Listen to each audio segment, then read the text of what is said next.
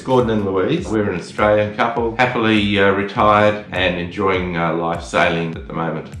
Our past history of sailing was that I grew up as a child sailing small dinghies with my parents, but I think your introduction was a bit later, wasn't it? Yeah, so in my mid-20s when I met the family, I met Louise, and we were sailing together. As the years went by, we were introduced to larger boats with friends and family, and eventually onto catamarans. And back in 2006, we purchased our first Fountaine Pajot cat, the Arana 44.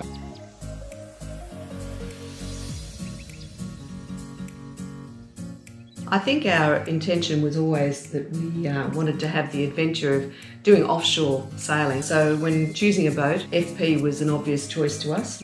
We were informed of the new model coming out, and being excited and wanting to go cruising again, we decided to put our hand up and purchase the ELBA 45. And I think we both felt that we hadn't achieved our initial dream, which was to sail a boat from France to Australia. And we thought, well, let's do it and get this boat home so that we can enjoy it with family and friends. So our initial plan when we looked at the ELBA was to purchase hull number 1. We were invited up to a dealers meeting in Portugal where we were fortunate to see the boat, and that really reinforced our decision. We then took delivery of the boat at a place called Coglan towards the end of October, early November.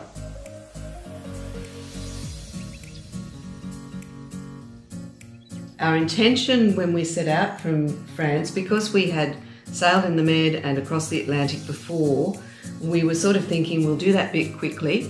Our navigation route for that was to go from Coglan to Gibraltar, and that was just Louise and I sailing the boat. In Gibraltar we were staying at La Linea, the marina across the border, and we there restocked the boat, picked up a friend who came to do the Atlantic crossing with us, and from there we went down to the Canary Island to Lanzarote, replenished the boat, and then on towards Martinique. Fortunately we had very favourable weather. We had tailwinds all the way, so we were able to get across in 16 days from Canaries to Martinique. It was quite a quick crossing for us in the ELBA. So we left Martinique on the 9th of February. It was a 1,200 nautical mile journey down to Colón, the entry city on the Atlantic side, the Panama canal. So yes, we travelled down there. That was quite a quick passage as well, and we managed to get into Colón, or Shelter Bay Marina, which is probably the preferred marina if you're going to go through the Panama. And luckily I'd organised all this well ahead. The day we arrived, actually, we were met by our agent, and the next day we were being measured, and then we were given a transit a day after that. So we were just... It was very efficient. Couldn't believe how quickly it all happened for us to get through the canal. So that was one of our... that was a very memorable sort of part of our journey. One of our highlights. Yes. For sure. Our American friends then flew home from Panama City. We restocked the boat, and we were only there for 3 nights. Yeah, it was very quick. Very quick turnaround. We departed for Tahiti then, and our plan always was to not stop in Galapagos. We decided we would continue and just go straight through to Papeete, or actually the Marquises was our initial aim. But as we set off, we initially headed toward the south of the Galapagos to try and get into these so-called trade winds that come up in February, March and April and May. And unfortunately, the initial part of our trip was okay, but the trade winds didn't eventuate as we had expected. And then during this part of our journey, the early part, we started to get messages through our communication system we have on board. Yeah, it was through family and friends sending us emails, just giving us an insight into what was happening at home in Australia, but also world news.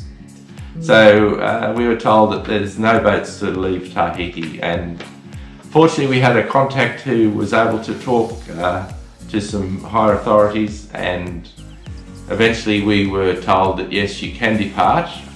So we were luckily able to go and refuel, and then we set off. But the stipulation was we weren't allowed to stop at any other island territory between Tahiti and Australia. So we left there knowing we couldn't stop off anywhere, But we also left knowing that there was a tropical low depression forming up around the Solomon Islands. So that was always a concern. So we were weather watching, knowing that this was a possibility. We didn't know it was actually going to develop into this massive cyclone that it did. The advice was coming through that the cyclone was forming and that it was going to be somewhat formidable. And as it turned out, it was the biggest cyclone to hit that area for 50 years. Now luckily we slowed down enough to let it do have its track through the islands. We then travelled to the north as well, keeping well above it, and eventually it did pass in front and below us, so we were able to avoid the worst of it. So we travelled, we kept out of the way of that cyclone, and it wasn't severe, but we did have some really bad weather and squalls. Eventually, and the boat handled that all beautifully actually, and at one stage we actually hove to.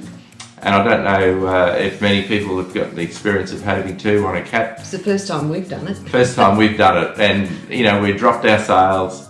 We're in 30 knots of wind. We're in large rolling swell. It wasn't a big sea, but it was a large swell. The boat, just on its own, turned side on to the swell and the wind, and all of a sudden it was calm. It was just the most amazing feeling. The boat felt stable. We felt very secure.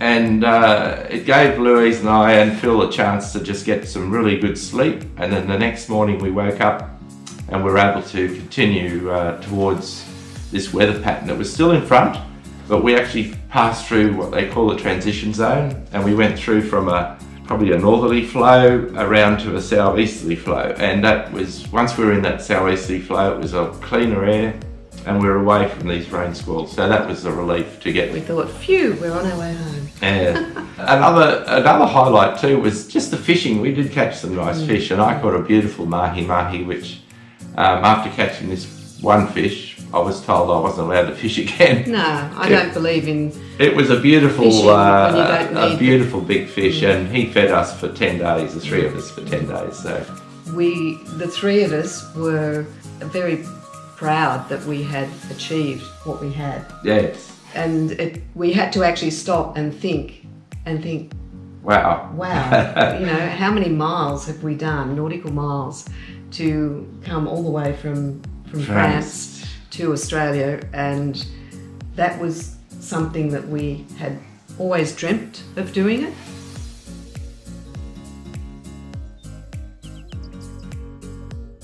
The Elba actually is a very, very capable downwind sailing boat, and quick, it's stable and very easy to manage. It is, it's a beautiful boat, very, very comfortable, very, very safe and good sailing. I felt that when you walk onto the boat, it feels solid, and then when you're sailing, there's something about the rigidity of the boat, but also the softness in the ride.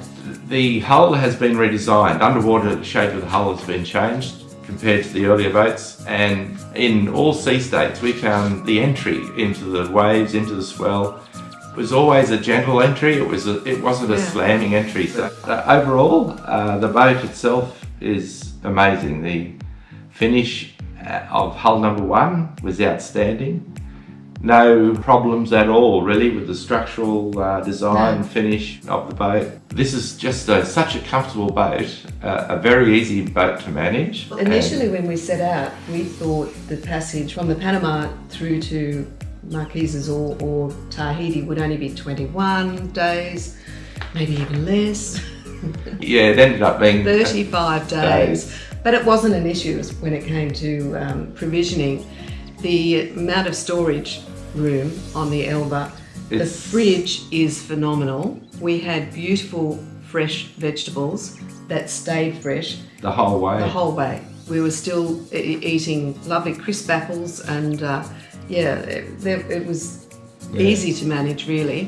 One of the things that highlights of this boat for us on the passage was it was the ease of sailing was one, but that was more, we were doing downwind sailing, so we were broad reaching and downwind sailing most of the time.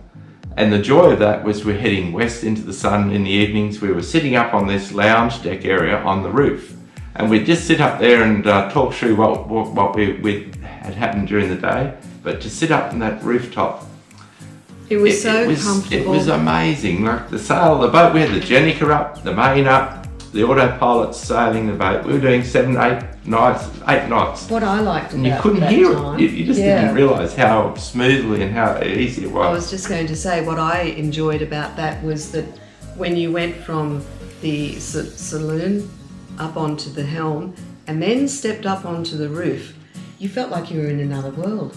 It was quiet and comfortable. It's just so beautiful. comfortable. It was lovely.